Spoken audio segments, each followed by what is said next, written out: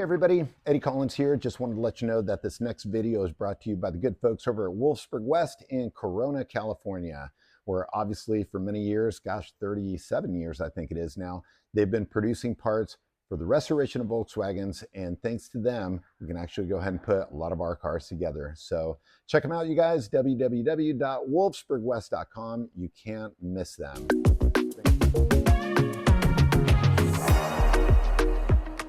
I wanted to go ahead and share something that I thought, you know what, this might be well received by everybody. How many times have we gone and looked at buses and noticed, hey, that thing's missing that, or hey, that thing should have that. So I thought, why not go ahead and discuss some of the things that I notice from time to time and actually share with you so you can kind of learn as well, and especially when you're dealing with your own cars. And I figured one of the things that would be kind of fun to start off with are these what we call splash pans that go on the rear bumpers of buses. Obviously, I like buses and I also like bugs, but I'm mainly a bus guy, you know.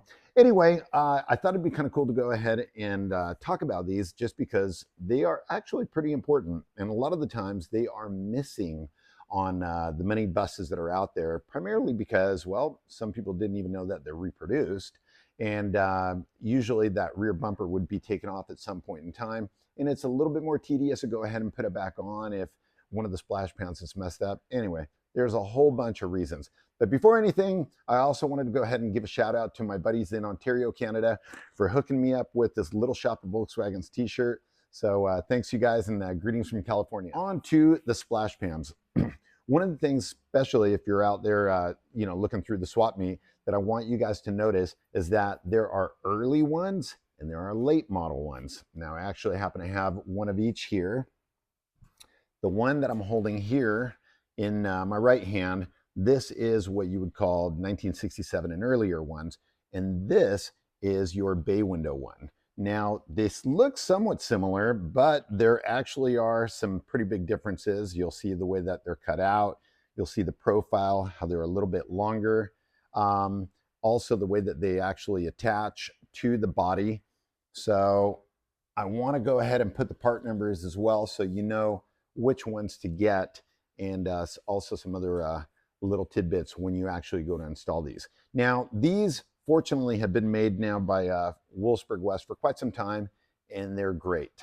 And when these are not on your bumpers, the bumper bracket goes on here, and then this part here actually bolts up to the body. If you can envision the curve of the body, and I'll show some pictures later to show what it looks like, you will actually have a much stronger bumper, because if you ever look at the side of a bumper where the end is actually kind of bent down or sometimes going upward, a lot of the times it's because these are missing. And the purpose of these is basically so as you're driving, rocks and debris or anything else, dirt and so forth, will actually be stopped by the underside of the splash pans. So going back to Wolfsburg West making these, what's really cool is you can actually go ahead and buy, either just these if you want individually, which is kind of nice. They don't force you to buy the whole kit. But personally, you know what? With all of these little bends here, I personally like to get a brand new set, just because the amount of time that you're going to go ahead and spend trying to pound these out is a little bit, it's more than you really want to take. And when you can just go ahead and buy a new kit, boom, done. And also, like this late model one that I had, this one's been powder coated. So this is what it'll look like, obviously, once you actually get that taken care of. Of course, you can paint it as well, but powder coating seems to last a lot longer. Now, talking about the kit that they sell, you get a left and you get a right. There actually are part numbers. I'll share with you those numbers in a little bit. You get these seals. Now, these seals can actually be a little tricky to put on at times. Notice the profile here on this lip of the splash guard.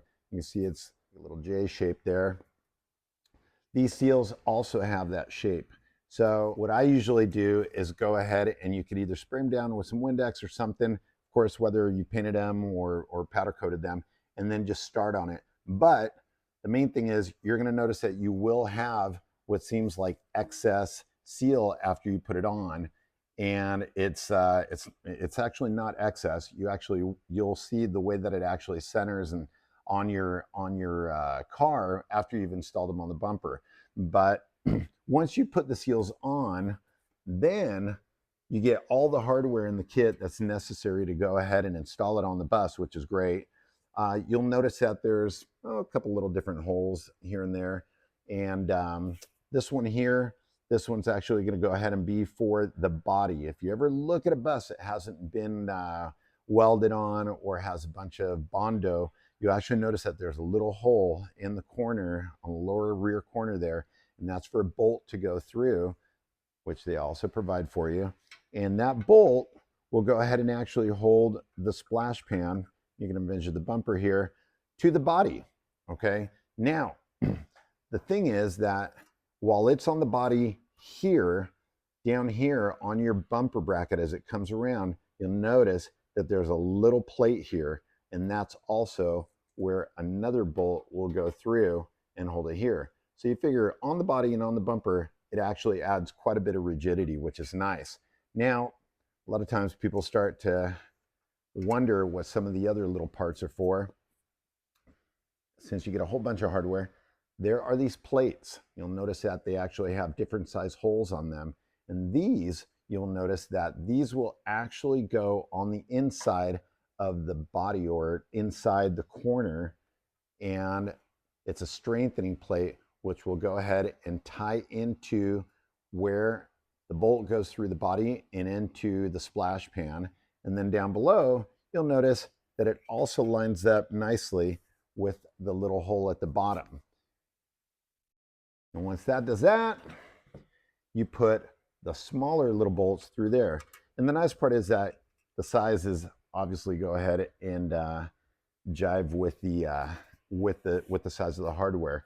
So once you do that, you're golden.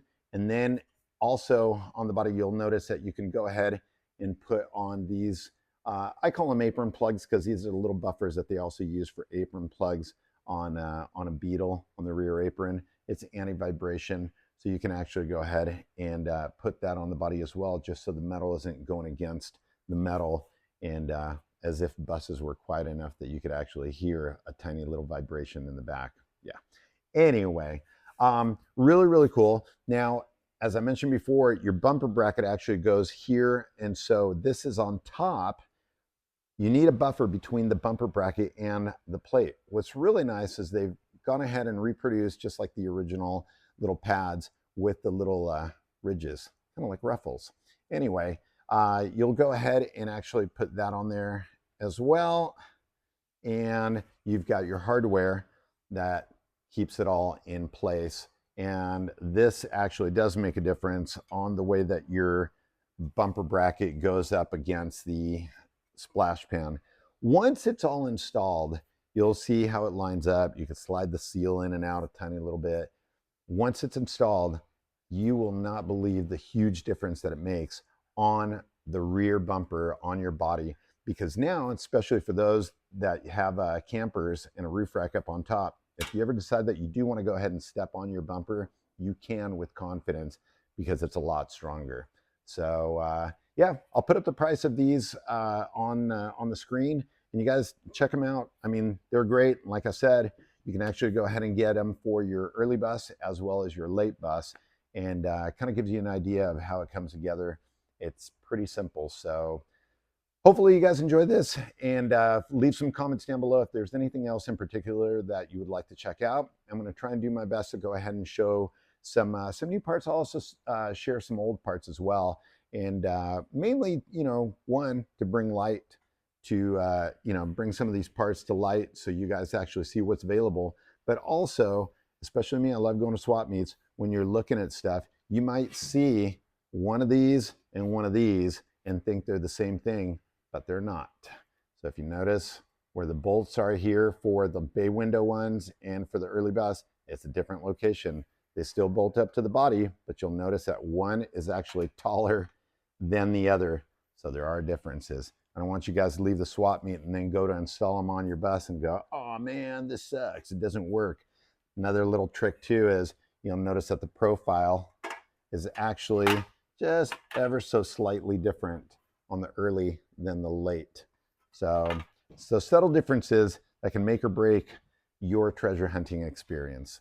Anyway, again, you guys, thank you for watching. I appreciate it, and I will see you next time.